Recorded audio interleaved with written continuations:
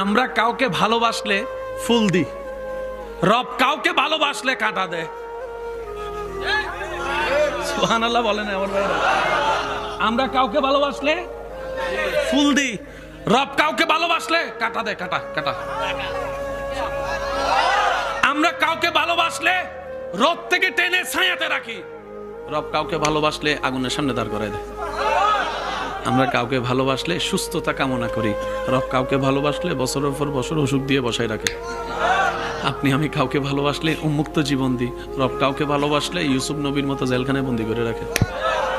আপনি আমি কাউকে ভালোবাসলে 2 বেলার জায়গায় 4 বেলা খাওয়ানোর চেষ্টা করি, রব কাউকে ভালোবাসলে পাতের ভাতটাও কেড়ে নিয়ে নেই, দিনের পর দিন উপবাস রাখে, দিনের পর দিন উপবাস রাখে, দিনের পর দিন উপবাস রাখে।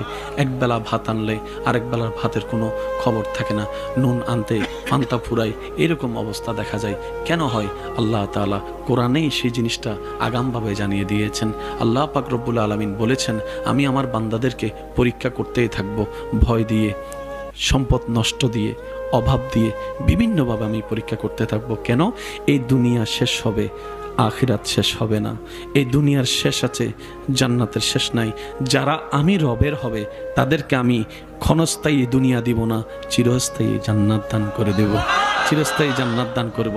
আর আপনারা মনে রাখবেন বিষয়টা, অনেক সময় স্বপ্নের ভিতরে অনেক কঠিন স্বপ্ন, ভয়ানক স্বপ্ন দেখলে ঘুম থেকে উঠলে ভয় লাগে না ভাই? একটু বলি, ভয় লাগে